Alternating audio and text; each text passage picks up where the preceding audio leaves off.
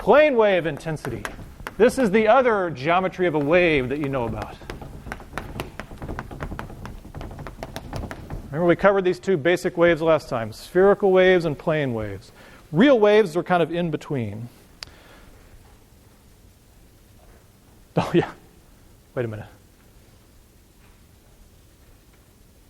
No, 4/3 is the volume. God, I hope I don't have this wrong. 4/3 pi r cubed is the volume of a sphere. The area of a sphere is 4 pi r squared. I hope. Okay. Is that not right? I'm talking about the surface area of a sphere. 4 pi r squared. Good, good.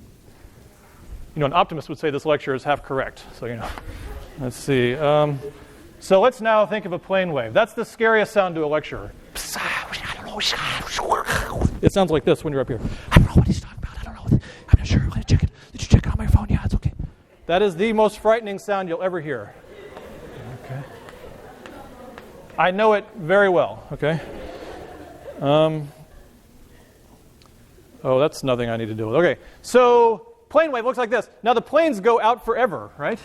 The planes are infinite in extent in a plane wave. So the area is not 4 pi r squared.